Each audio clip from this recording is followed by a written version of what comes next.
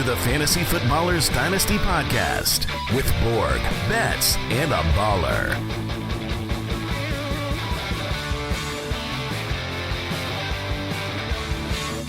Welcome in. It's Fantasy Footballers Dynasty Podcast. I'm your host, 37-year-old Kyle Borgononi, and I'm joined by Matthew Betz and Mike Wright. You are so old, dude. So old. Yeah, happy birthday to Kyle. This is the birthday bash for Kyle. Everyone, hope everyone was able to reach him on Twitter or X or whatever we're calling it. Wish Kyle a happy birthday. He is, if he can figure out how to use social media, you know, he's kind of still on MySpace and all that. He's a little old. He doesn't know how it works. But happy birthday, Kyle. What's on the docket? You know, I'm a little too introspective on my birthday. It's like the best part of me and the worst part of me. But like, I actually like to go off by myself for a while. I'll do some family celebration stuff, gifts, and you're just alone tonight eating cake by yourself. I kind of do like I need some alone time. But Mike was telling me that I've crossed a threshold at this age. You sure have. Yeah, when you turn 36 and people are like, how old are you? You can either like 36, mid-30s, and those it's true. When you're 36, you're teetering. You're teetering on the mid. But once you're 37, that's late 30s. That's a whole new world. You start taking your baby steps. You see things, weird stuff start to happen. And then you turn 40 and your body falls apart. I hate that. I hate that there's a... Oh, you can hate it all you want. It's not going to stop it. Mike, you sound like you're speaking from experience there. You're darn right I am. You used to be young and spry. Now look at you. Yeah. Old, bloated, slow. Betz, you got something coming for you, buddy. Yeah, this is great. This is great. I can't wait for the next 2 years. Everyone does. Yeah. Well, we've got a good show for you today. We're going to be talking really nastier boys than we want to. And we're talking dynasty running backs. Last week, we were with Jason. Well, that's not true, Kyle. It is true, Mike, because when I started to get through these tiers, I got to a tier and I go, do I want any of these players?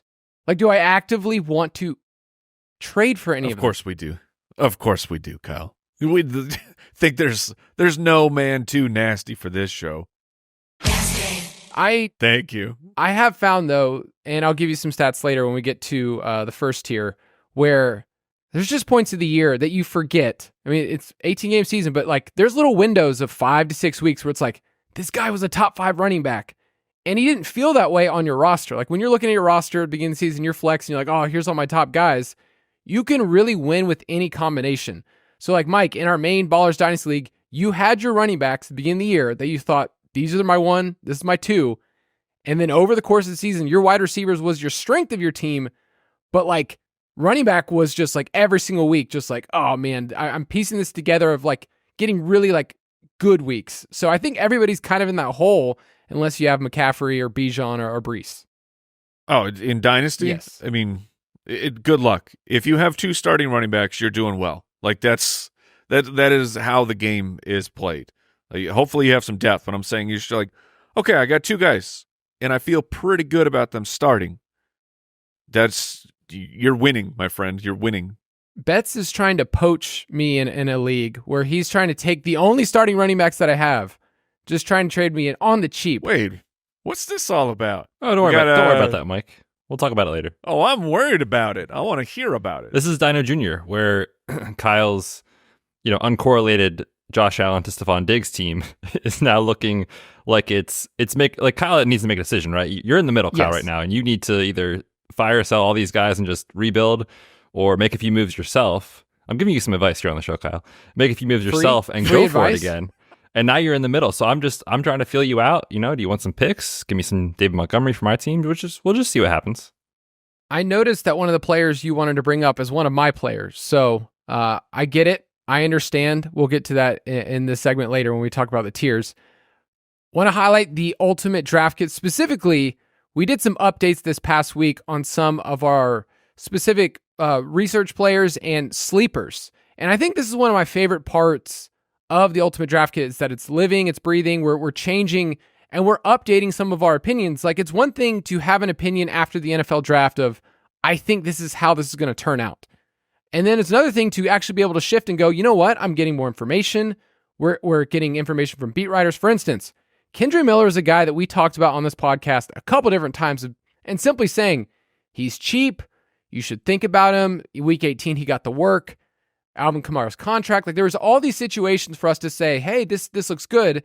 And we actually had someone write in on Twitter and they asked, hey, you guys took Kendre Miller off your sleeper list in the Ultimate Draft Kit. What's the point of that? Why'd you guys do that? And I thought, just to explain, this is the process for us. This is why we have certain players, he can still hit, but we're taking everything into account when we put a player as a sleeper. And for us, there's just bad vibes. So do you guys want to talk about the Saints real quick? Because that part right there, just I needed to make sure we explain that kind of stuff. Go ahead, Betz. You were the one who had this info for us. Yeah, I mean, I think nothing's really changed as far as his outlook from year 1 to year 2 and kind of what he went through as a rookie, where he missed time the entire offseason recovering from the surgery for his knee, then hamstring injury, then he was on IR for a high ankle sprain in season. So he just got off to a terrible start.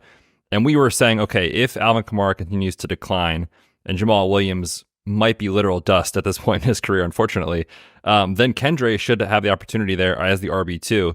And I still think that range of outcomes is possible, and he could be a guy that really does work out really well for fantasy. And the thing that we need to keep our mind open to is what happens in camp with him, because the reason we kind of cooled off a little was there were some rumblings out of New Orleans with Nick Underhill, who covers the team very, very well, that entering camp, the team seems to be trusting Jamal Williams a lot more. Now, obviously, it's training camp. It's still July. A lot can change. But we were hoping to say, okay, this team has a plan with Kendre. He's going to take the RB2 job and run away with it. And it seems like that hasn't happened yet. I also think, too, there's a lot of moving parts with New Orleans. Their offensive line is in shambles currently with Ryan Ramczyk going on a season-ending IR. They've been, I think, ranked 32nd by PFF entering the year. So they've got major issues as a rushing offense as is. And then I think Taysom Hill's going to see a lot of work out of the backfield, and an annoyingly amount of work out of the backfield. So Kendre still is a guy that we're all closely monitoring. It's just that he's not where we thought he might be from a progression standpoint entering the season. Yeah, and I think with a sleeper, you factor in all those different things of offensive line, the scheme change. They're going to run probably a lot more 12 and 13 personnel, which is kind of what Kubiak did when he was part of the 49ers. And I think this is the strength of the team. They have a couple of tight ends, Taysom, Juwan when he's healthy, Foster Moreau, where Derek Carr was just better in 2 tight end sets last year. And then you throw in the fact that Taysom is another running back. It gives us reason. I mean, Jamal Williams, guys, was dead last in yards per touch. And I started to look over the last 10 years. It's he put up one of the worst possible seasons you could do in yards per touch. So, but he's on this team and he's getting paid. And this is the most expensive running back room in the league. And he scored against the Falcons. A touchdown. He did it. He did it. Kyle has no words. There's a lot of stuff about the Falcons. We just covered the Falcons on the main show, and just the whole time I'm just gosh, I hate our stats from last year. I hate every single thing. But Kendre Miller is one of those players that we said you could acquire on the cheap. Hopefully you did. But it doesn't mean right now it's just a loss. It's just we're adjusting when we look at different sleepers. So for instance, we added guys like Jared Goff because of his opening schedule this year. And in Dynasty, these are players that you could hopefully get cheaper. Imagine trying to get Tajay Spears in March, where we were oh man, don't do that. But now we kind of see it as okay, the value's there where you could acquire him, or you could acquire Christian Watson, another player that I think we're all a little higher than maybe people are valuing him right now. Sure. It's the ever-changing market of Dynasty fantasy football. When football is not being played, you are trying to react appropriately to small bits of news that we actually get. So you can get all those updated lists in the Ultimate Draft Kit, ultimatedraftkit.com. And that leads us into a quick question. This one's from Teresa Crawford in Michigan, and she writes in about offensive lines. And I think this is a good little segue also for our running back discussion, but she asks, do you consider the strength of the offensive line of a team when looking at tiers for the position? So today, we're talking about running back tiers. How do you guys factor that in? Can the offensive line hurt or help the fantasy production of quarterbacks, running backs, and wide receivers? And without going into too much, we have some awesome articles on the website from Sam DeSorbo, who looked at offensive line analysis. What does it do for quarterbacks? What does it do for running backs? And for running backs, it is much more valuable to get that information And to factor that in for quarterbacks, it kind of depends, because you can look at some teams like the Giants where it's like every single dropback was them getting pressured and getting sacked. But there's other teams like where the Dolphins, their offensive line isn't great, but they get the ball out so fast that it's kind of a moot point that, Tua doesn't get pressured. And so what's more valuable to him is the wide receivers. But for running backs, is there any situation you guys see for the offensive line heading into 2024 that you just kind of have your eye on? So Betz, I'll let you go first. Yeah, I kind of took this question and went a little bit different direction with it. And when I think about offensive line play and I think about, the peak of it right now in fantasy, to me, it's the Lions, right? Ranked number 1 entering the year per PFF. They have a ton of continuity across the entire team, but on the line as well. And we saw Jahmyr Gibbs and David Montgomery be awesome last year, but think about Jared Goff. And to me, this is kind of where it comes down to. Like, Jared Goff behind any other offensive line is probably not doing what he's doing in Detroit, where he's so pressure sensitive. And some quarterbacks are, more than others. But Jared Goff, like, when he's in a clean pocket, he's money. When he's blitzed or under pressure, kind of falls apart a little bit. And last year, from a clean pocket, 8.3 YPA, 76% completion rate, 28 touchdowns, just 3 interceptions. He was lights out. And now you get this offensive line again that projects to be awesome. So like that situation and kind of how it works from a continuity standpoint for Detroit and for Jared Goff, I think is going to set him up for success yet again, which is kind of why we have him in the sleepers category and why I think in Superflex leagues, like, he's an awesome trade target, because you don't pay top 12 prices for him, yet he's probably giving you top 12 numbers for most of the year with how this team projects. So Detroit's offensive line looks fantastic this year. Yeah, and Mike, you've been over and over again talking about that opening schedule of the Lions, just saying like, oh yes. I mean, it's juicy, and even like in one quarterback leagues, it's like you can feel confident for the first 5 or 6 weeks that Jared Goff's going to be a good start.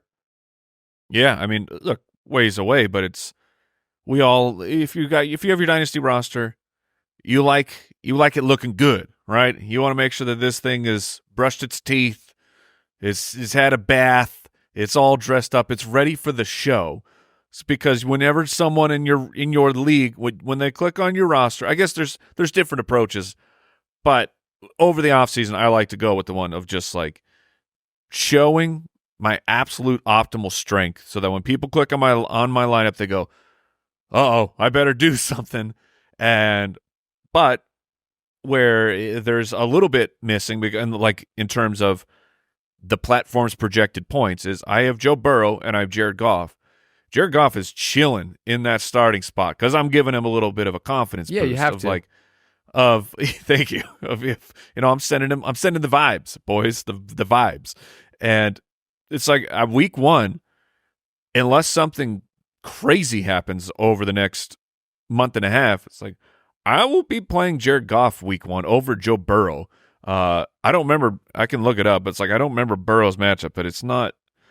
Let's see. It's the Patriots. Like, would you rather play against the Patriots or at home on Sunday night against the Rams? Goff. Like, yeah. So I'm all for everything you just said about Jared Goff, and it's just honestly the quick answer to the offensive line question is it matters a ton.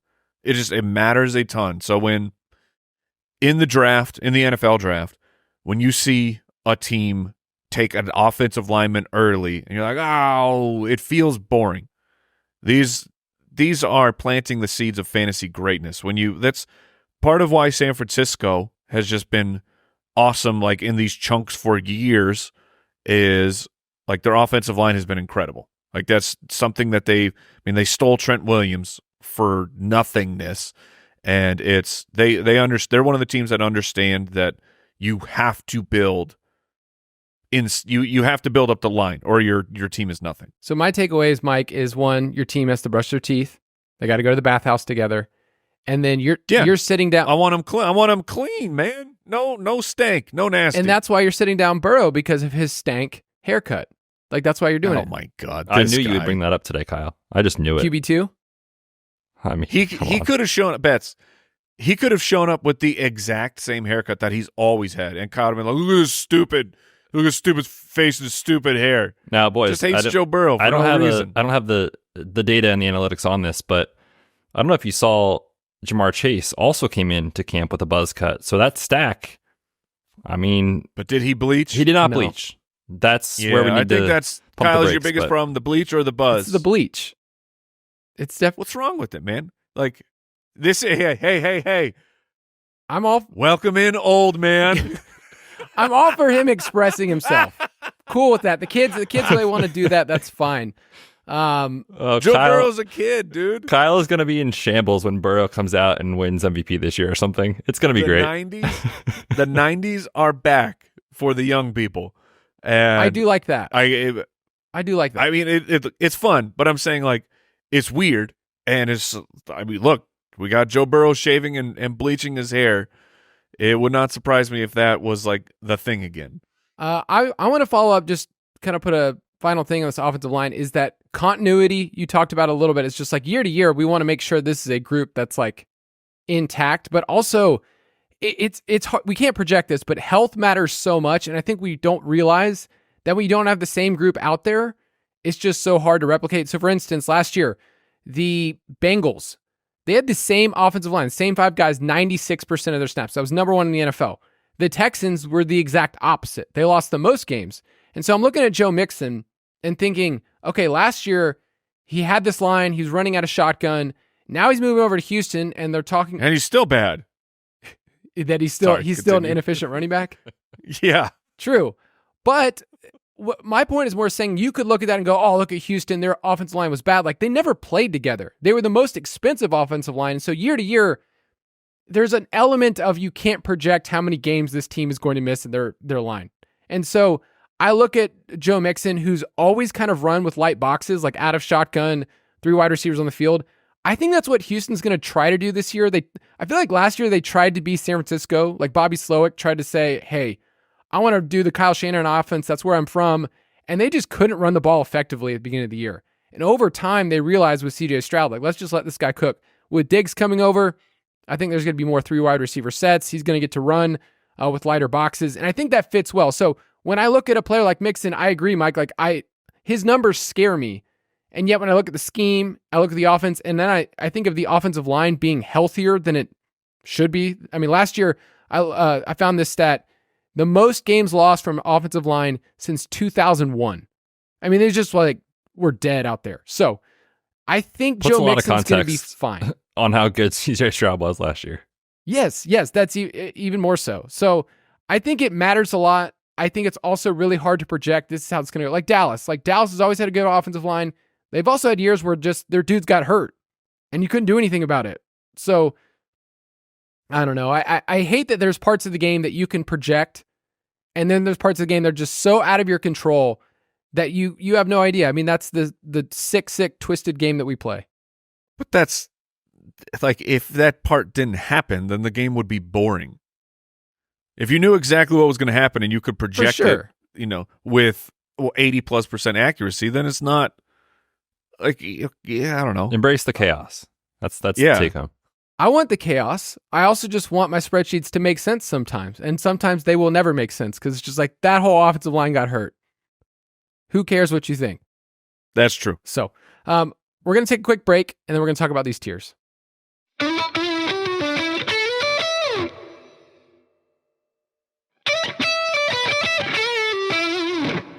All right, before we hop in the tiers, I wanted to give you guys a couple of names that last year were basically top 10 running backs for a stretch, okay? And the one that obviously stands out, and we'll talk about him today, was nobody was going into last year saying Raheem Mostert is going to be the RB2, especially in Dynasty. Like, oh man, this guy, I want to trade for him. And yet there's people like Andy that just said, like, I'm just going to stay with him, and teams got stronger. Oh, I'm sure Andy would have traded him if he could, but nobody wanted. Nobody wanted Raheem Mostert.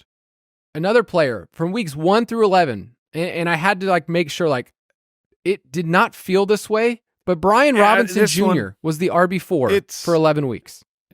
It's a little juice though. That is how I remember it. Like I feel like it was receiving touchdowns were definitely juiced up.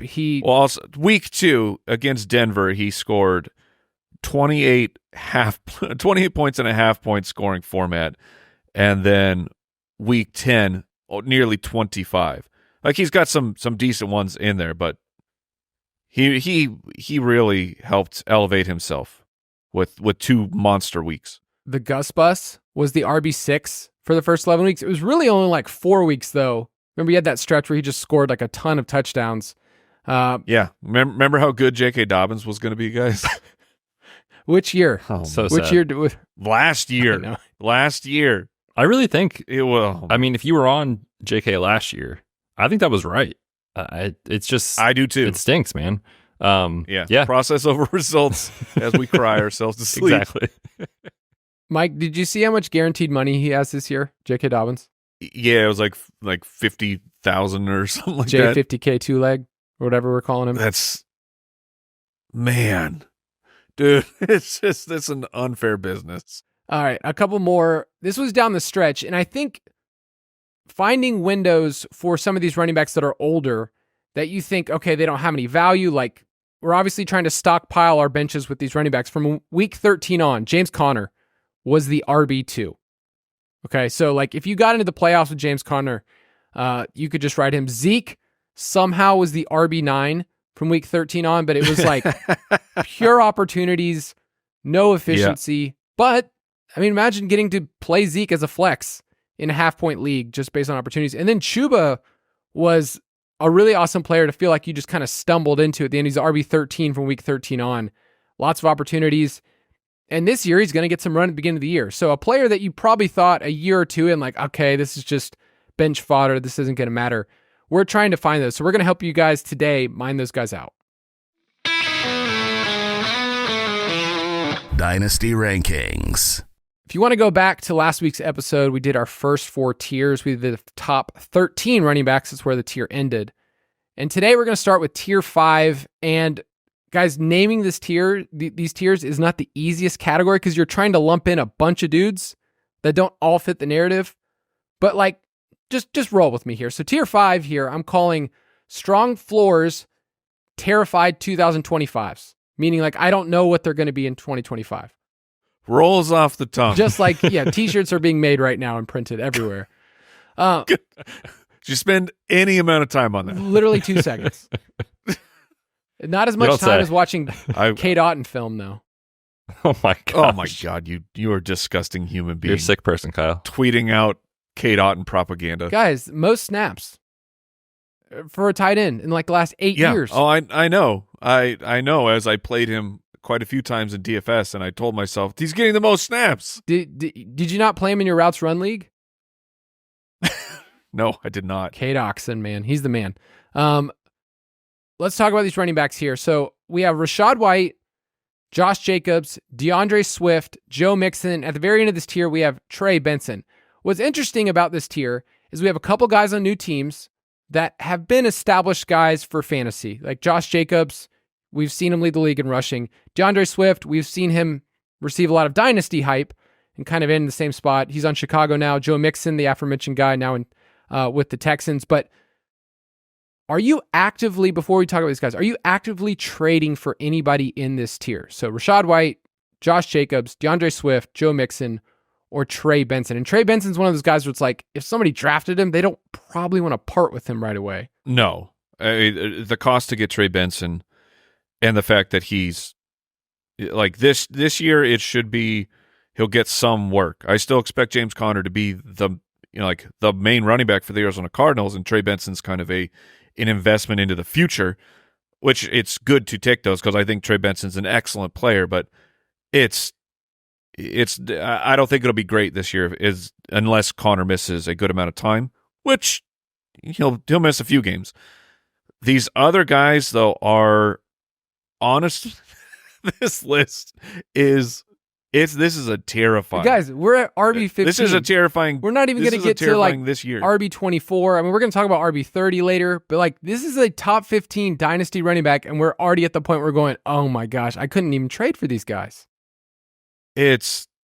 Look, Rachaad White should be the one that you want, like of these guys should be, and he has been so inefficient with the work that he has given. It's just he is James Robinsoning in terms of his volume right now. Of like it's unbelievable, and it feels like that is unsustainable. And Joe Mixon is we already kind of dunked on him, but like he should be in a good situation. But he is at the running back age cliff. He's 28, and I know he got the new contract, but he's in a new team, new scheme, and he's at the age where things. You wake up one day and you go, I don't have it anymore, because that's what happens to running backs. Is you literally are like, this player's great. It can happen again, and then it is gone. They're just toast. And DeAndre Swift is just, no one wants him on the team. Third team in 3 years. Josh Jacobs, from leading the league in rushing to being just looking like he was an average running back. This section stinks, man. Betz. I'm not actively trading for anyone in this. That's tier. what when I put the question down, I was like, I don't know how they're going to feel. Betz, are you trying to trade for any of these guys in Dynasty? I'm not. No, there's so much concern about these guys from a 2025 and beyond standpoint. I mean, even this year, like a terrified 2025 kind of thing. Yeah, these guys all feel so fragile in terms of their value moving forward.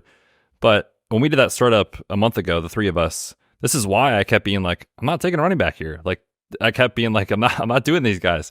And they don't really have, in my opinion, a ton of value if you trade for them that you'll be able to kind of flip or turn around. So it kind of feels like one of those, not dead roster spots because they're going to give your team points, but like, when you look back at the end of the year, these guys are probably losing value almost certainly, right? DeAndre Swift is wild, man. Like Dude, Mike said, it is not good that this guy's on his third team in 3 years. That alone is a red flag. I also cannot get over the fact that the Eagles, who just played in a Super Bowl months before, looked like a Super Bowl potential contender, said, you know what? Kenny Gainwell is our guy entering week one. He almost didn't play in week one for a team that was supposed to be a Super Bowl contending team. Like, they literally made the conscious effort of saying, we saw you all camp. Kenny Gainwell's our dude. But Kenny Gainwell got a rib injury, and then Swift came and took the job and ran away, as he probably should have. But like, that says so much to me about a guy that was pretty bad from an efficiency standpoint behind one of, if not the league's best offensive lines, with 43rd in broken tackle rate, 43rd in elusive rating, 58th in yards after contact per attempt. I mean, Swift is just a dude, unfortunately, as a runner. And he goes to a worse offensive line. He's not just as a runner. As a runner, yeah. He's not just a dude as an athlete. No. But it just, at this point, it's quite the bet by the Bears to say, with the money that they gave him, to be like, oh, no, this is the year it's all going to come together for DeAndre Swift and be a complete package as a football player, and not just a person who's really athletic and can take advantage of some opportunities, but then just when there's other things where you're like, oh, dude, an average football running back breaks that tackle or reads that correctly. It's you remember going back to the Lions, but they're invested. Ugh. They are invested, which is wild. And he was the first running back, right? In free agency? Minutes after free agency opened, DeAndre Swift was like the first name. I don't know if it was sheet. first, but it was. Tweets out. It happened right away. But with the Lions, like, remember we saw flashes of like, I think were they on Hard Knocks a couple years ago? Like, before they were one of the shows that they were on. I can't remember which one it was, but like, he's coming off the sideline and they're like, you got to hit this hole. Like, you're not reading it right. Like, we kind of saw signs of that early in his career. And like Mike said, now he's just changing teams again. I'm not going to lie. This feels a lot like Miles Sanders 2.0, where it's like, well, they gave him the money, so like, he's probably going to be fine. But at some point, you just got to kind of accept who a player is. And I feel like Swift, still in dynasty players' minds, myself included, because I loved him coming out of Georgia, is the guy that we thought of like, great draft capital, awesome production profile. Like, he's going to be great. And I just feel like in this situation, it's probably not going to work, especially because his calling card to a lot of us is pass catching efficiency. You're competing with Rome Odunze, DJ Moore, Keenan Allen for targets. Like, I don't know, man. So I'm trying to trade away Swift if I can, but I don't know that anybody's like excited to come get him off my roster, right? So it kind of feels like you're stuck. Some of these running backs, I think the best way to approach them is, I think one of them, White, Jacobs, Swift, Mixon, is going to probably end up being a top 10 running back. I can't guess which one it is, but I think there will be a point in the season, if you're not a contender, if you wanted to flip one of these guys to somebody else and say, hey, this is a top 10 running back, and he's been that way for, I don't know, eight weeks, and it's an offense that, the Bears are good, they're contending. Obviously, we think the Packers are going to be good. The Texans, like these are teams that are all playoff worthy that I think at the end of the day, a team will come in your league and say, I need running back desperately. Somebody got injured and you could flip them. Where midseason, you might be able to get a late first. Right now, you get a second for DeAndre Swift. Nobody's giving you a first. No, they are not. I did want to mention Rachaad White because I think he's the name that people hear and they think like, this guy was an RB1 last year. What in the world do you do with Rachaad White? So here's my deep dive. Because Dave Canales, big fan of him as like a motivator and a coach. The running game was bad last year. Really, really bad. He preached last year that he was going to come in and make it better. Just so you guys know, in 2022, they were 32nd in yards per carry. Dave Canales comes in. They were 32nd in yards per carry, back-to-back years. And now he's going to the Panthers and saying, I'm going to show you how stubborn I am. We're going to run the ball. So that aside, this team decided that they wanted to keep running the ball on early downs over and over and over again. They did it exactly 55% of the time, and it was bad. They were like the worst team running the ball, and yet they did it a ton with arguably the least efficient back in football. So that's the thing about Rachaad White is it's like he was available. That was his best characteristic. It was available, running the routes, getting dump offs, and touchdowns. He was fine. He's about expectation with that. But year over year, if you're super inefficient, what happens the next year? That's like all I really care about. And so he was below expectation in fantasy points per opportunity. And over the last 5 years, every single guy who was top 10 and below in fantasy points per opportunity, 13 of 14 of them dropped the next year in fantasy points per game. And the average drop was, over 3 points per game. So if Rachaad White is RB, 16 or 18 this year, I feel like he's going to disappoint. He's going to be a player that just gets there based on just staying alive and not getting injured, when I just feel like there's so many reasons to be out on this Buccaneers team. Like when we highlighted them the other day on the main show, I feel like Jason had the same sentiment of like, this team is just across the board with the new offensive coordinator. They're going to 11 personnel. I'm just worried about this team. So Rachaad White feels like a player that I think you want to be ahead of the curve and trade away. Yeah, but you probably need him. Yeah, like Rachaad White, this is what I mean of like, what do you do with Rachaad White? Because if I have him and I'm making any sort of run this year, the value of him on my team versus a trade is so far leveraged in the value to my team right now.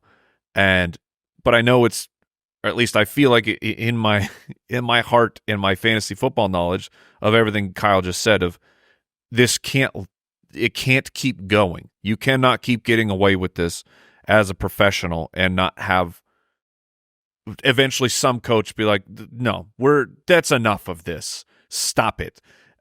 So if I have him, I'm holding on to him. If I am in a complete rebuild, I think I'm going to risk it, and I'm going to hold on to him right now and let a market of true contending teams in my league show up and then come after him. But I think no matter what you're doing with Rachaad White, you're just admit you're on the side of risk. There's no safe route for how to handle him for a dynasty team. So let's say that you are a team that midway through the year, you are, you're not going to contend. Would you flip Rachaad White for Trey Benson? Oh yeah, like you're talking like at the halfway point. Yes. I would do that right now. Yes. Okay. Yeah, that's where I was a little hung up of like, because they're in this same tier right now, and I'm looking at these players, and but again, if that's an investment, it's an investment in the future for Trey Benson. Rachaad White will help you now. I don't think Trey Benson will. Okay. So we're on the same page with White. But before we move out of this conversation of Rachaad White, Kyle, if you have all the inefficiency metrics, like the last year's breakaway rate, so a run of 15 plus yards. Rachaad White, it's under 14%. It's very, very low, just under Joe Mixon. But the one who's at the bottom of this list, that's the one that caught my eye. He's not even a guy we're talking about, but percentage of breakaway runs from Ezekiel Elliott last year on 184 attempts at 2.6 of his runs couldn't get to went that for 15-yard yards. mark. Just couldn't get to that point. Which, boys, I mean, we have the nasty boys of the summer. That episode's coming up in a couple weeks. Is that right, Kyle? in a couple weeks. I already know who one of my nasty boys is. Rico D? You better believe it. Oh, man. Mike, Kyle and I were talking about him on DFS and betting, talking about best ball. Different conversation, different game, but like, we're like, man, like this offense is going to be good. We should want this running back. And then Kyle and I did some research, and I was like, he only had 113 career touches to this point, and he's about to be 26 years old. And we were like, that can't be a good recipe for success. Kyle found out. What was it, Kyle? The only like player to be in that category is like Anthony Ferkser. Basically, to have that many fantasy points, that many years into your career, right? It's like there's no comps. There's literally none. But it's Dallas, so maybe it's just different, and it breaks all of that. But yeah, they'll be interesting. Yeah, Zeke was bad. AJ Dillon, Tyler Algier, Rachaad White, kind of in that same category of breakaway runs. All right, next tier, I'm calling them stabilizers because I think some of these guys, especially some of the veterans, feel stable for 2024. I would be happy to have them as an RB2. I still think there's a lot of question marks beyond, but I mean, we're getting to the tiers now where you're not going to be able to say, oh, I see the path for this guy. It's like you're playing a year at a time. So in tier 6, I have Javonte Williams, David Montgomery, Alvin Kamara, Ramondre Stevenson, Derrick Henry, and Tony Pollard. And I wanted to first start talking about the king, Derrick Henry. Oh, baby. So everything says, I kind of throw out all the age stuff for Derrick Henry. Yeah, Derrick Henry is already an outlier, and Kyle, correct me if I'm wrong. I'm just firing this off my memory. Like, you're right. I thought I'm right. No, I don't know. Keep going. Oh, okay. It was that like once a player is an outlier, like once they have already established I am a true outlier for professional sports, it's like just keep betting on them.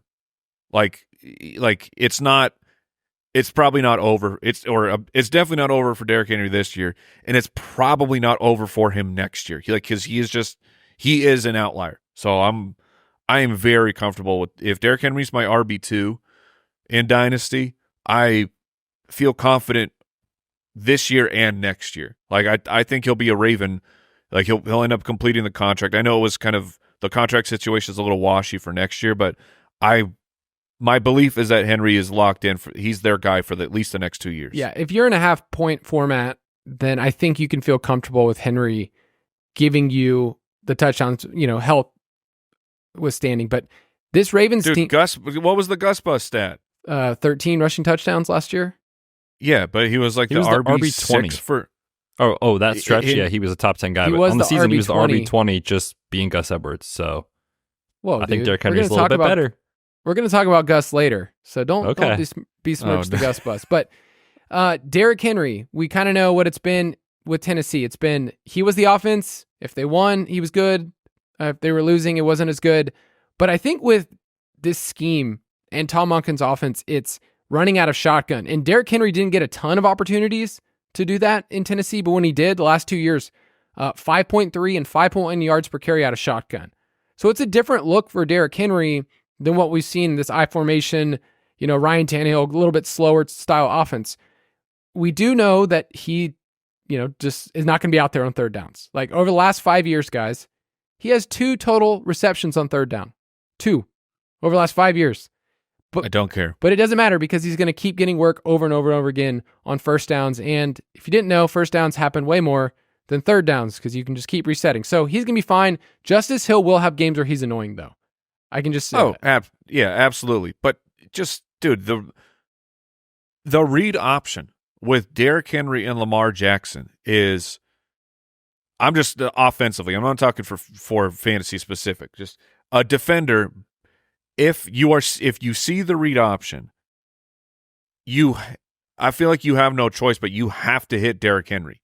Because if you're wrong, or if you're right and it's going to Henry, that's your opportunity. It's right there. If you don't stop him at that moment, he's going to rip off a good chunkage of yardage. But then if you are wrong, it's now lightning fast Lamar Jackson. It's wild, and I'm really excited for the Ravens offense yet again. 2 Heisman winners. Pretty awesome. Pretty cool. It's great. Betz, are you actively trading for any of these guys in this tier? I mean, this tier is like so one of them interesting that's on my team. Yeah, there's one that's on your team that I wouldn't mind having in David Montgomery. But like just thinking about like the Rachaad White, DeAndre Swift discussion that we just had, like that kind of tier.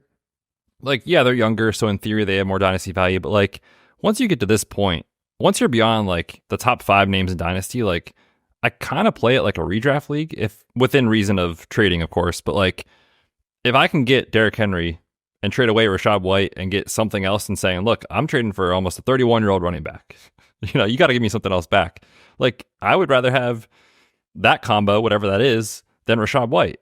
And to Mike's point, like, we've just seen these running backs with the Ravens next to Lamar Jackson be wildly efficient. Like, Gus Edwards is averaging over 5 yards per carry year over year. I mean, J.K. Dobbins, when he has been healthy, has been efficient. Like, it just works in this backfield. So I think Derrick Henry in particular is such an interesting, like, gross trade target that you're like, I know I shouldn't do this. Everything in my process says I shouldn't be trading for a 30-year-old running back who turns 31 in January, changing teams for the first time in his career. Like, it all says it shouldn't work, but I think it's going to work. And I'm fine to live with that in Dynasty and just know that you probably only have maybe 2 years of it working. But with the cost to acquire someone like that so low to give you potential top 12 numbers, I think it makes a lot of sense. So, like, I like Derrick Henry this year. I like David Montgomery because of the offense and the scheme. I think Javonte Williams is fascinating, right? Because of all the stuff coming out of Denver. Oh my gosh, dude. All that. But we talked so a lot sad about him on that the he's show. in this tier.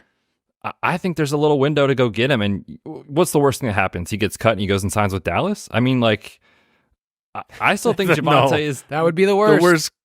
The worst case scenario is he's cut and then it's just he's a backup. But he's getting another contract is what I'm saying. And right now, everyone's terrified for Javonte Williams.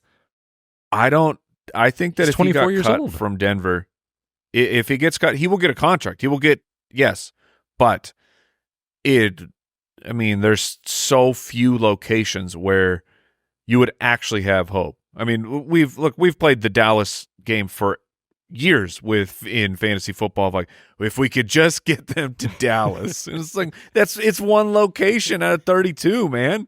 It's like if Javonte, we're in super hypothetical land, but it's like if Javonte goes to Dallas, okay, yeah, there's a path. There'll be some optimism. If he goes to the Chargers, okay, there's a path. There's some optimism, but that's 2 out of 32. Like, should he end up getting cut, you are dancing with the devil with Javonte, or his knee is actually much, much better this year, and he still plays in Sean Payton's offense, so he's getting 50-plus receptions, and he remains the primary ball carrier and primary goal line back. But they score 4 touchdowns total on the season. Don't worry about that. Yeah. Yeah. Where are you guys at with that camp stuff with Javonte? Because if you're on the other side of it of like, this seems fishy, you have a little window right now to go get him. Oh, it's fishy. The stuff of like that the rookie Audric Estime and then Julian McLaughlin, like those are the only 2 locks. Is that the news you're talking about? I mean, it's quote unquote news. It's not really news. It's just beat writer speculation of like, it seems rumors. like Javonte and P. Ryan are battling for one spot. I mean, if they choose Samaje P. Ryan over Javonte Williams, that says a lot, and I would just be absolutely floored. So my personal take is if there is someone in this tier that can return major, like be a huge win for you in 2025, and maybe even this year, it's Javonte based off his talent and age. Sure. But let's stay. So Blake Watson? Sorry. No. Don't do that to me, No, Kyle. we're not gonna go that Tyler, far. dude looks like a Beatty? No? I was just naming other Broncos. Keep going. Like, if play it out legitimately. If they pick Samaje P. Ryan for that last spot, to me, that's more of an endorsement of Audric Estime coming in and being ready to be there, like the first 2 downs, and then Samaje P. Ryan's the normal 3rd down guy, and then McLaughlin's the package player. Like, should you take How are you spinning this news right now with Estime? Are you trying to be like, hey, I'm going to try and flip Estime right now, or I'm going to read into that news and I'm going to see if I can snake Estime real cheap right now? How are you playing that out, Kyle? I don't like Estime. I don't think that it doesn't matter if you like him. Does Sean Payton like him?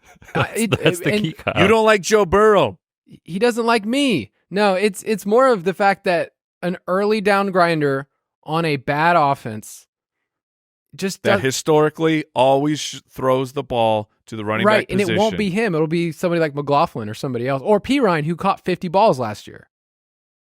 But if he's on the field in first and second down, he's gonna catch the ball. He's not the answer. Famous last words. Famous last words. This? And please, I am not. This is not the pro Estime talent part of the show. This is all. Situation. What is this opportunity? And that's usually just in general, situation gets you in trouble a lot in Dynasty, especially. But yeah, when have we ever seen a day 3 running back who, oh, by the way, has missed almost the entire offseason to this point? He's healthy now, but he missed spring because of a scope on his knee. But all the beat reporters are like, dude's a lock. How much does Sean Payton love this dude? Apparently a lot. There was, I thought I saw a report they had a 3rd round grade on him. Okay. Yeah. I think they did trade up for him, didn't they? Yeah, they had a first round grade on Troy Franklin too, though. No, don't worry about that. No, I don't know. I just made up that part. My personal take is if there's a window to get a return on Estime from an investment standpoint of I took him in the 3rd, I can flip him for a 2nd, I'm probably doing it. Yeah. All right, let's take a quick break. We'll get to some more tiers.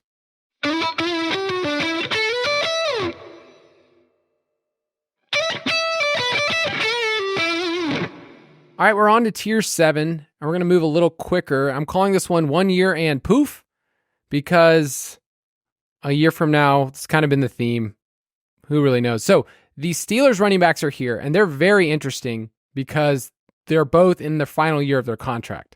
So we don't know specifically what the Steelers' plans are next year. We do know what their plans are this year, and it's to establish it over and over and over again and to give the ball to Cordell Patterson. So, Steelers running backs are in this tier. Aaron Jones, who looked great at the end of the year, but also a lot older. Tajay Spears, Zamir White, the ultimate what could happen this year. Who really knows? James Conner, we talked about him earlier. Got 1 year left under contract. Who knows after that? And then some other interesting names in here. Zach Charbonnet is in the middle of this tier. No idea what to do with him in Dynasty. What are you doing there, Charbonnet? He's just young. Like Dynasty tiers are funny because there's certain players that are just young enough, despite not doing anything last year, that you can't completely punish them, and yet it's really hard to give a case to trade for Zach Charbonnet right now. What do you have to say? Kenneth Walker gets hurt. That's it, right? Yeah, I think that is. I mean, he was disappointing, but in the couple of weeks where it was no Walker, it was the Charb show. So you can, dude, I hate being in year 2, be like, but the prospect, yeah, but we're in the NFL now. He's not a prospect anymore. He is a veteran player. So I hate going back to that, but I will. It's the prospect of Charbonnet. Really like the player. The draft capital is there. Well-rounded. And it's the comfort is those percentages when Walker didn't play of true workhorse. A lot of times you have your backup running backs like this. The starter gets hurt, and now you just see a platoon over. You're like, well, I got the guy that's getting 51% of the snaps, and can they even do anything with that? So he is valuing out Charbonnet right now is extremely hard. Probably just far more valuable to the manager who has Walker at this point. Betz, you have James Conner on here, and if you are a contender, he's probably somebody that you can think about saying, hey, I'm believing this offense. They were really good with Kyler when he returned. So what's kind of the price for somebody like James Conner in this tier? A late second. I don't want that, man. Mid-second? I don't know. As someone who has James Conner, I will not take a mid-second. Well, if you're not competing, you're just going to let that just slowly Are you not. just saying You're that gonna about have my team? Is there a live? depreciating asset. Are we having a trade conversation Yes, right we now? are. We've had a couple of trade conversations about You have Connor, Kyle? Connor and Montgomery, both guys that like you can see the case, they can help your team, but I know I probably won't get as much in return right now as I think they're worth. You're Fast saying forward you wouldn't take a second? 3.5 months. The season's coming to a close. Kyle holds on to both guys, and he's like, I would love an extra Exactly. second. I would love an extra second for this upcoming class. I can guarantee it. You got like an actual offer of a second for James Conner, and you turned it down? No, I got an actual offer for Dave Montgomery for a second. and I Oh, turned it okay. down. Okay. Okay, we'll Like, pick I'm that not back saying up you after the should. show. Okay.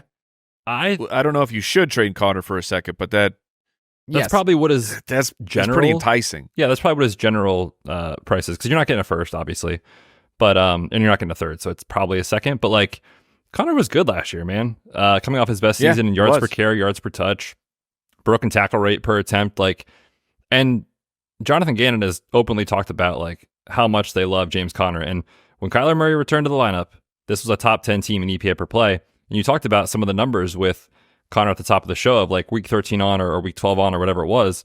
That's when Kyler was fully healthy. So I think James Conner is going to be awesome this year.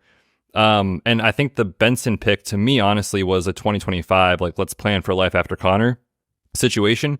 Remember, too, Benson, going back to his Florida State days, was never a bell cow. Not saying he can't be in the NFL, but like best case scenario for me for Benson is he's probably at the best case, assuming Connor stays healthy, is like at the end of the year, he's starting to eat into him a little bit as like a change of pace type of guy. That's how I see it. So as a contender, Connor's going to cost you almost nothing to potentially give you fringe RB1 numbers. I think Connor is a pretty fun trade target, even knowing he's at the wrong part of his career, 29 years old, all that. You have to understand what you're doing when you get him. But if you're in it to win at a top 3 or 4 team, it makes sense to me. Yeah, that's the problem is if you get a second, it ends up becoming the 210, the 211. And then I look up, I go, is that what I really want for James Conner? But I think he's a valuable player. I think that you're going to be able to get RB2 flex type weeks from him. Quick thought, guys, on the Steelers. Do you have any read of what you would do with these guys knowing they're not under contract for 2025? Because I think we all think like, oh, Warren's the more explosive player. They're pretty much the same age. So it's like, so I don't really know what to do at all with those players, but I know they're going to get the touches. I know it's a backfield that I want for 2024. I just don't want to get duped for 2025 when these guys are like in a committee somewhere else. Man, I'm going to pull up Warren's numbers from last year. Like I think the raw numbers are good. 5.3 an attempt. Like that's tremendous. He is the backup running back, so like you're seeing much different looks than when Najee is out there. But then you had 74 targets. Like that's also fantastic. That's what you want to see. I want an efficient running back who's getting a bunch of targets, and yet I still feel like between the two of them, I'm going to bet on Najee. Of just especially looking at what this team is, and it's still Mike Tomlin's team. The identity that he likes to have with football. Yeah, it's not the 3-down guy anymore, which I'm sure that's what they thought they were drafting. When you spend a first rounder on a running back, you should be like, this guy's going to be my 3-down guy. It didn't work out, but it's been, man, like a real roller coaster for Najee. Let me ask you guys this question: is Najee Harris a good running back?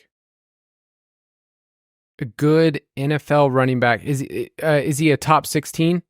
That's where I'd put that. Is it so good? It's like you're right in the middle of being a starting running back. Sure, I'll put it there. I think he's in that range. I think he's in 16 to 20. Betz? Yeah, I guess. I don't know. I mean, everything has fallen off every year he's been in the league, right? So it's like, I think he's I think he's fine. Sort of. His rushing yards went down from 1,200 as a rookie to 1,034. The yards per attempt was very inefficient and went down that year, and the targets. But then this final year, lower snaps, yards per attempt, finally over 4, still hits over 1,000 rushing yards, and still catches 29 passes. Like, it's not the again, the 3-down usage where you have Big Ben dumping the ball off to you all the time, like as he did as a rookie. But 30 receptions, getting 250 plus attempts, like that's not terrible. And then with Jaylen Warren, you're just like, you're hoping that he has a really big play. I don't know. I agree. It's a very difficult team to navigate what's going to go on with the running backs, especially them saying no one's under contract for next year. We're going to see who looks the best in this system, and then we'll go from there. And I honestly, it could be either one. Or neither, right? Like they could just or neither. Go with someone else. Well, it'll of course be Cordell Patterson, let's be honest. No, it could be no one. They never get a running back on this roster, ever. Arthur Smith says, no way. I've done way too much of that. I mean, I will say I'm in on both guys for this year. Again, like the value beyond this year, and this is kind of the case for almost all these names that aren't rookies. Like the value beyond this year is a giant unknown. So the reason I'm in on them is because they are literally telling us with their moves, like, we do not care who plays wide receiver. And Arthur Smith last year didn't care who played wide receiver, right? It's George Pickens. I haven't heard a single thing about Roman Wilson all offseason. What could go wrong there? Apparently, Van Jefferson is the lead candidate right now for the wide receiver two job. So they don't care. Just also remember like how usually, historically, we've seen Pittsburgh Steelers wide receivers. They hit all like at a very high rate, but it often takes some time for the rookie to do anything. Yeah. But my point though is like, it's no question the identity of this team is going to be the running game with Arthur Smith. They do that and then spend a ton of draft capital and picks on offensive line over and over and over again in the draft. So they're telling us what they want to do. It's very obvious. And I think both guys are going to be back end RB2-ish type guys, maybe a flex play at worst. So like, it's gross. It's not exciting, but like, I'm kind of in on both, honestly. With obviously the upside if one of them goes down. Yeah. Jaylen Warren has 89 receptions in his career. Doesn't have a receiving touchdown yet. So that'll shake out. That'll be fine. This is the year. This is the year. It's also the year for Josh Jacobs, who has 197 career receptions, and none of them have gone for touchdowns. He needs 5 more to break the record. Next tier 8. I'm calling it out with the old, in with the new. Bunch of young guys here that were drafted this year. We think can have a role, but are more plays for 2025 and beyond. So Blake Corum, Marshawn Lloyd, Jalen Wright. There's some other young guys, Chase Brown, Kendre Miller, and then a bunch of old dudes in here like Raheem Mostert, Austin Eckler. We don't really know what to do with them, but they're still holding value. And then the guy at the bottom of this tier, I feel like we haven't talked about very much, and he's not really young because he's an old man. It's Ray Davis, but he's a rookie. And I just wanted to quickly talk about him and beyond because we know how much Buffalo loves old people. They love Latavius Murray. I mean, they loved that guy to the point of like giving him carries inside the 5 at a really crazy rate. Ray Davis seems like one of those guys that could easily get in like 6-7 touchdowns and give you some weeks where you're like, okay, I kind of gambled, but I got in the end zone. What do you guys think about players like that? Investing in Dynasty on players that are like, okay, he's touchdown dependent. He's older as a prospect. That's not good. He was on 3 different college teams. I mean, there's just so many things that. Oh man, you're buttering me up here. Oh, you like that? Like, yeah, this is what I'm interested in. But so what you're saying is he has a lot of experience in college. Experience is experience. That's what we have to call it. So Ray Davis, do you feel like he's one of those players? Because he's going behind guys like Blake Corum, Marshawn Lloyd, who were better, drafted higher. But I think it's a good situation where you kind of can click copy and paste from what Latavius did last year and go, okay, well, this is an older prospect, but seemed like they like the big body down by the goal line, where James Cook, like if you go through and watch the carries I posted online, it's like inside the 10, it just didn't really work last year. And they trust Allen and they trust Ray Davis, I think. So is he the type of player that, like, if you have James Cook, you want to acquire just to get the insurance policy? Because I think he's cheap. He is cheap. Go ahead, Betz. I think it makes sense. The tricky thing is you're going to pull your hair out when they get into like the 6-yard line and here comes Curtis Samuel into the backfield because of Joe Brady. Like that's certainly happening at some point. But no, in all seriousness, I think it makes sense.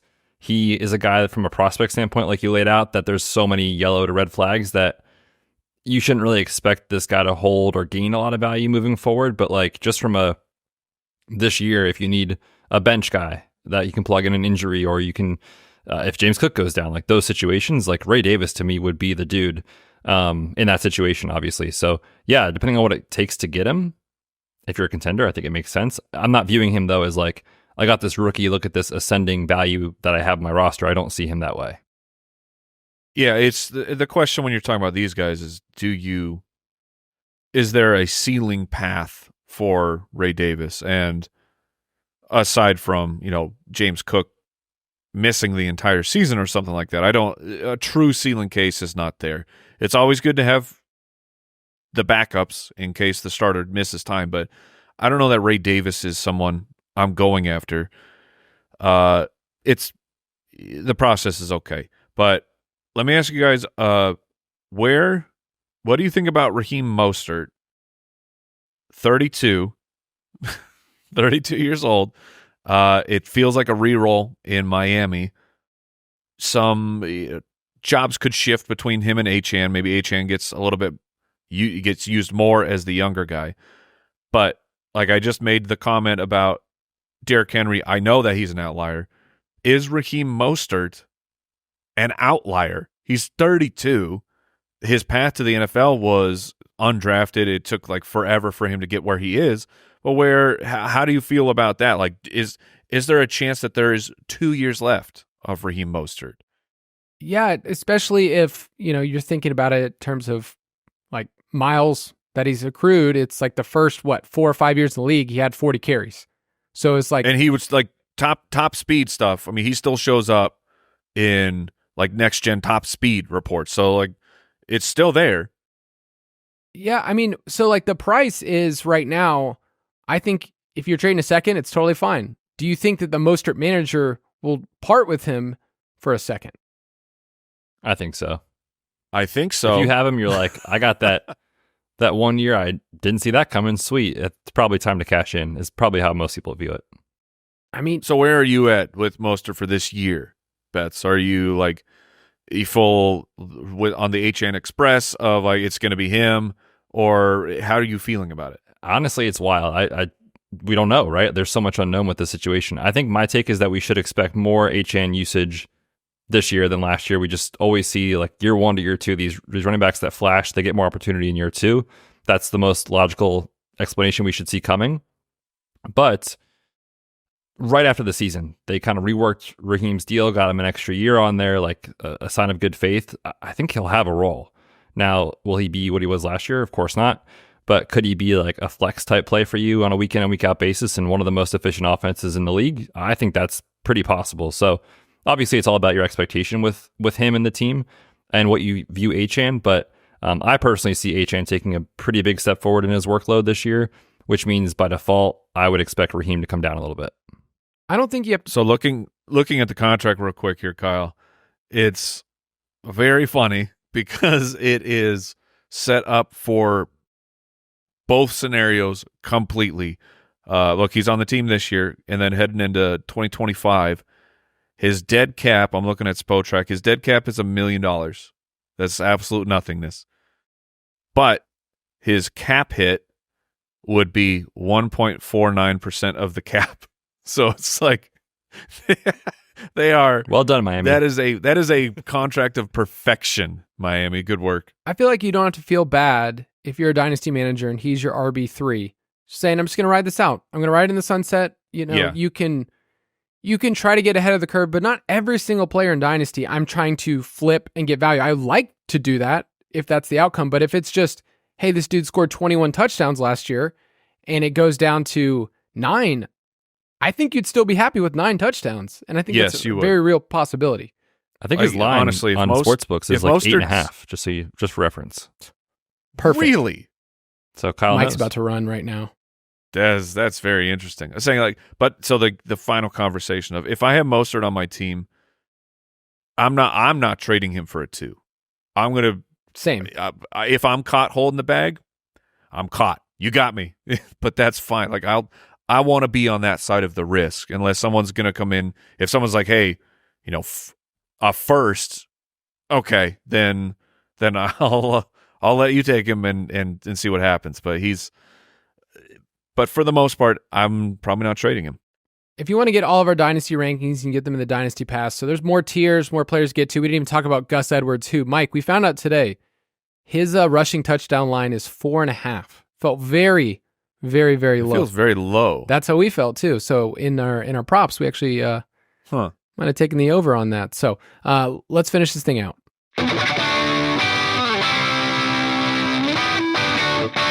Take it or leave it. So we talked about a lot of running backs today that are in that kind of in-between zone. Some of them are at the age where it's like, I kind of want to sell, but we're also realizing that some of them give you RB2 weeks that your team desperately needs. So who are you guys most afraid of dropping in value from this year to next? And who do you think will gain value? Or maybe who's just going to hold value? Because there's some guys here where it's like, I can't really see them gain unless there's like an injury or someone else. So Betz, you go first. Yeah, I talked a lot about DeAndre Swift. I'm definitely concerned about him losing value after this year.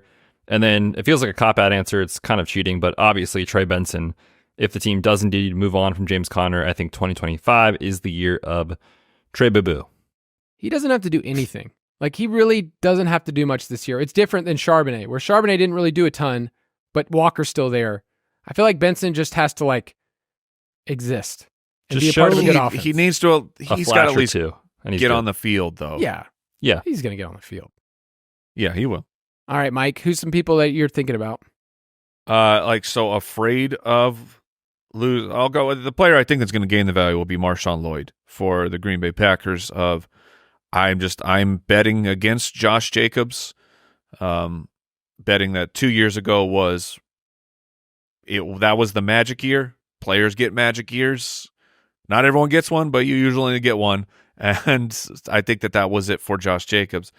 Someone who I would be afraid of losing value it's your answer, Kyle, because I think that he is the scariest guy where you're sitting at a guy who was an RB1 last year. The depth chart says this should be a repeat for Rachaad White and Baker Mayfield there just checking it down to him all the time. If he's going to get all the work and all the targets, then it should be just fine. But you could be on a expiring clock there. Yeah, Rachaad White's my answer, where it's just I just can't see it in this part of his career going into year 4. And then gain value, there's a couple of running backs. You mentioned Marshawn Lloyd. I think Blake Corum's going to just stay steady. And then going to next year, I guess I'm a little lower on Kyron as well. But I think Blake Corum's going to be involved enough where he's going to be an intriguing player heading into 2025. It's like, okay, I want to see what this guy can do. I mean, if we stay on the kind of like the current McVay running back rotation system, then next year Blake Corum should be a workhorse and be incredible. He'll be a first-round pick. He'll be perfect. That's going to do it for us. We're going to be talking about Dynasty quarterbacks coming up. We got our Nasty Boys episode, and then we'll be getting into preseason. A lot of good stuff coming up at Fantasy Footballers Dynasty Podcast. We'll talk to you again next week. Goodbye, everybody. Thanks for listening to the Fantasy Footballers Dynasty Podcast. If you want to take your dynasty skills to the next level, check out thefantasyfootballers.com.